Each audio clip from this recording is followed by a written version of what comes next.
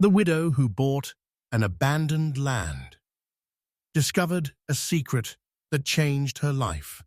When Teresa stepped off the truck and heard the dry earth cracking beneath her feet, she realized that retreat was no longer an option. The sun of southern Mexico spared no one. It beat down on rusty metal roofs, twisted mesquite trees, and water channels that had turned into scars of dust. It was the early 20th century, in a barren region of Guerrero, where water was more valuable than money, and life was measured by the number of buckets a person could carry daily. Those who owned a deep well were considered blessed, while those who didn't learn to walk miles, carrying empty containers, clinging to the hope of rain that was often delayed until hopes turned to dust. Teresa was 32, but grief had added years to her face. Only a few months earlier, a fever had taken her husband in 3 days, without farewell or explanation.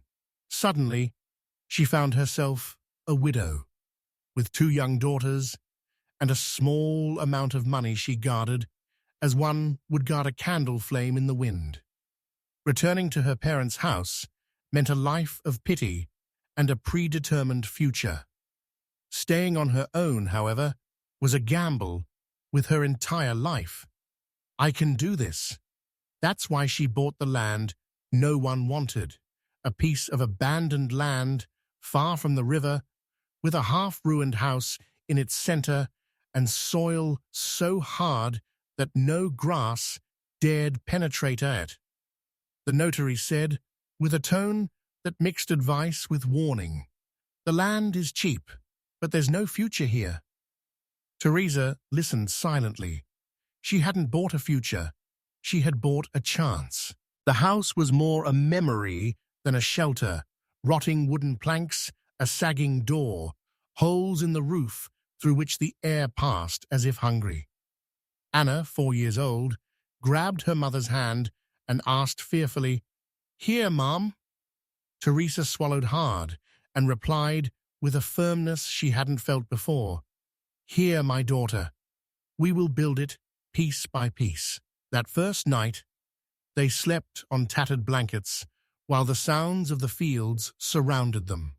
Little Rosa tossed and turned in her sleep, while Teresa stayed awake, staring at her daughters' faces, wondering if the strength of one woman could carry an entire life. At dawn, she tied the baby on her back with a shawl and grabbed the simplest yet most faithful tools, her hoe, and stepped onto the land. She worked as if labor were a prayer, patching holes, stabilizing boards, removing years of neglect. After days, the neighbors began to appear, not to help, but to judge. They leaned on the fence, looking as one looks at a mistake that is none of their business. The first of them, a sun-hardened woman, said, "You're the new owner?" Teresa nodded without stopping her work. "Alone, with 2 children, and on this land, nothing grows here. The previous owner left. You won't last long." The words felt like stones. Teresa breathed deeply and said calmly, "I don't give up easily." The woman laughed dryly and walked away. Teresa continued, working. For weeks, she carried water from the communal well, half an hour away on foot. Anna followed with a small bucket, proud of her role, while Rosa slept in the shade during the scorching heat. Teresa planted beans, corn, and squash, spending her last money on seeds as one spends on a final hope. She watered and waited, but the sprouts grew weak, then died quickly, as if the land itself rejected them. In the village, whispers rose, "Those 2 girls are poor things. Stubborn woman." Teresa heard everything, but whenever she saw her daughters playing, she remembered why she was here, because they should not grow up believing that the world decides a woman's fate for her. One night, exhausted, she whispered a prayer. "Lord, I do not know if I chose wisely, but my daughters need me. If there is a hidden blessing in this land, guide me to it.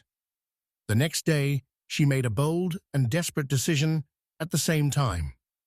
If the land would not give up its gift from the surface, she would seek it beneath. She chose a corner of the land and began digging a large hole. Every strike was a struggle against the soil. The neighbors laughed mockingly. She's digging her own grave. She didn't answer. She kept digging. And one morning, the sound of the earth changed.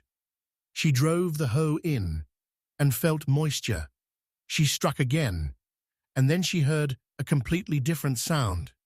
Water.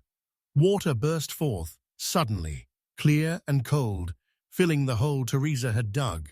She shivered as if the land itself congratulated her for her patience and perseverance. She could hardly believe her eyes. After years of drought and neglect, the water was here, in this land that everyone had thought lifeless.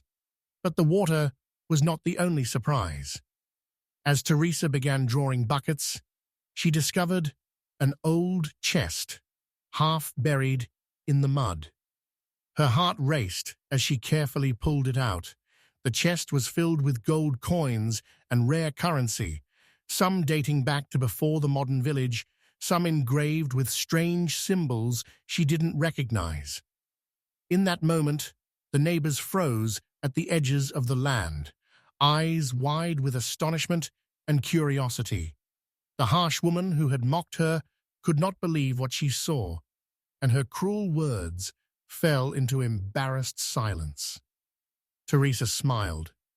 She was no longer just a widow fighting drought and poverty. She was now the owner of an ancient secret and a land that gave life. The earth was no longer just hard soil. It was a promise, a power, and a key to a future she and her daughters had never imagined.